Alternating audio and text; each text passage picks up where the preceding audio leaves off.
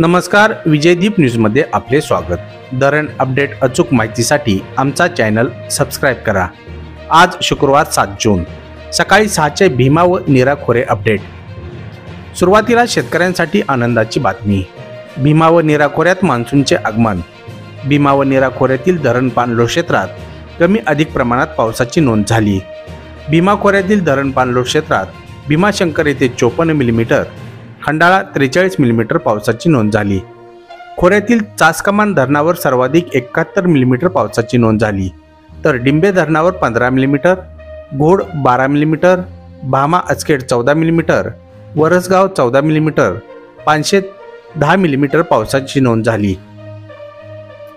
उजनीवर 15 millimetre पावसाची नोंद झाली, परंतु उजनी धरण बॅकवॉटर क्षेत्रात पळसदेव 48 मिलीमीटर, भिगवण 67 मिलीमीटर पावसाची नोंद झाली असून उजनी धरण तसेच धरण बॅकवॉटर क्षेत्रात झालेल्या पावसाने उजनीची पाणी पातळी मागील 24 तासात स्थिर राहण्यास मदत झाली आहे।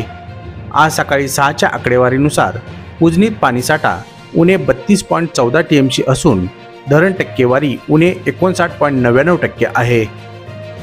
दुसरीकडे नीरा खोरे धरण क्षेत्रात देखील पावसाने हजेरी लावली असून खोऱ्यातील गुंजवणी धरणावर 7 मिलीमीटर, नीरा देवघर 7 मिलीमीटर, भाटघर 10 मिलीमीटर, तर वीर धरणावर 26 मिलीमीटर पावसाची नोंद झाली।